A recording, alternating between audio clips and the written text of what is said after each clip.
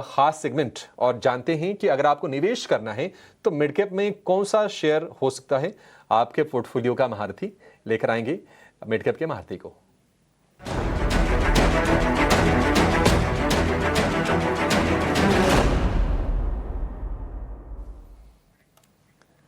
Mid cap का महारथी share बताने के लिए हमारे साथ हैं बाजार के भी धुरंधर जियोजित फाइनेंशियल के गौरांग शाह हैं हमारे साथ। दशकों का अनुभव रखते हैं Gaurang ji. Gaurang sir, thank you so much for joining us. बताइए मिड कैप में आज के लिए आपकी जो रिकमेंडेशन है वो कौन सी होगी। अभिषेक भाई, एक छोटा डिस्क्लेमर दे देते हैं। निवेश लायक रणनीति जो आज के कार्यक्रम में आपके समक्ष रखेंगे, ये हमारी रिसर्च टीम की तरफ से। इसमें हमारी कंपनी जियोजित अथवा मेरा कोई निजी निवेश नहीं है, ना ही कोई वित्तीय लाभ और ना ही किसी प्रकार का कॉन्फ्लिक्ट ऑफ इंटरेस्ट। लेकिन इसी स्तर पर राय हमारे क्लाइंट्स को देते हैं, हो सकता है उनका निवेश हो। तो मिड कैप के महारथी में आज जो क्षेत्र हमने चुना है वो आईटी क्षेत्र है।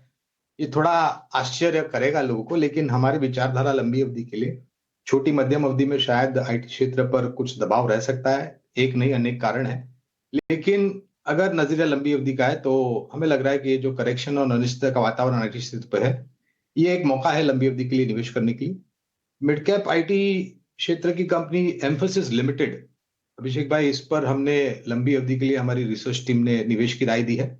अनुमानित लक्ष्यांक करीबन 3040 के आसपास का है। शुरुआत कीजिए इस स्तर से और गिरावट पर जोड़ते जाएं। पूरी ताकत लगा करके एक ही समय पर निवेश करने की कोई आवश्यकता नहीं है, लेकिन हाँ, अनिवार्य तरीके से अपने जोखिम झेलने की क्षमता के हिसाब से शुरुआत कीजिए और गिरावट पर जोड़ते जाएं।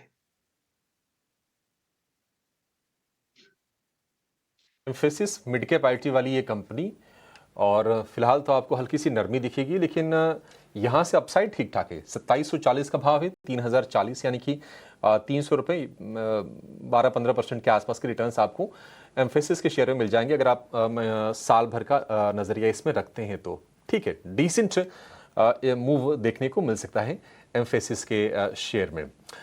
चलिए, इसी के साथ इस शो को यहाँ पर समेटने का समय भी हो गया है। कुणाल जी और गौरांग जी, आप दोनों का बहुत शुक्रिया हमें समय देने के लिए और हमारे दर्शकों की मदद करने के लिए।